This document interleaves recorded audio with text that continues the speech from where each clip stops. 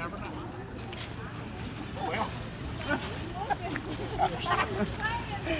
Oh, let that one go too. He's fine. He ain't going off yet. Y'all come on.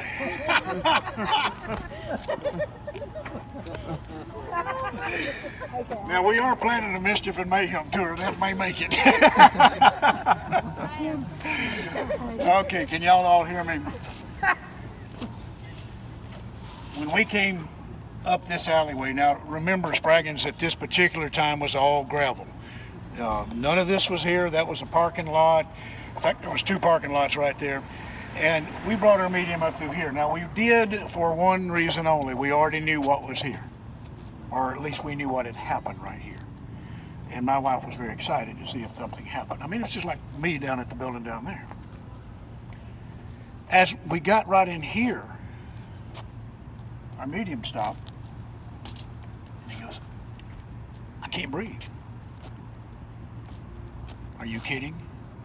No. And he's talking like that now. It's as if somebody's got me by the throat, and that's the way he's doing this. And he said, I cannot breathe.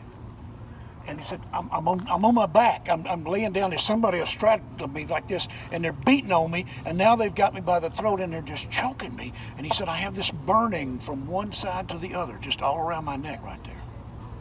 He said, I don't understand what it is, but that's what it is. It's right here, right in here. Y'all, my wife is just about to dance. I mean, she's so excited she can hardly stand it. Because you see, in one of her books, she wrote about 15 capital murder cases of Madison County. It's called Murder in the Heart of Dixie. And that case happened in 1904. A fellow by the name of David Smith, or David Smith, had a girlfriend, Molly. Dave was one of these guys that felt like that whatever he said, that's the way it is. You can't do this, that's it. Molly was not that kind of person. She said, oh, but I can. And one night she and a friend were coming to town. They wanted to go have a little fun. They lived right over here on Meridian Street. And she told him, we're going down. He said, you don't need to do that. She said, oh, but we do, and we will. And they left, and they're walking down this way. Well, Mr. Smith was a little upset about that and feeling sorry for himself, so he goes to the local bar and talks to one of his buddies, and man, how she's doing this to me, and she can't do that and this, and fueled with a little liquid courage, he came down this way. Now, you must remember that none of this was like this. There were old buildings. There was the old Princess Theater over there. There was an alley right there, though, and he hid in that alley.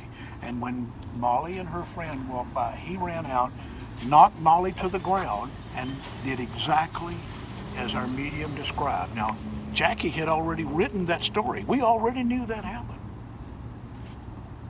That burning right here,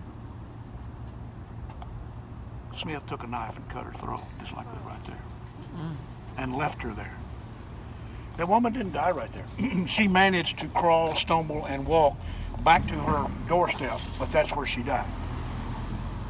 Happened September the 6th, 1904.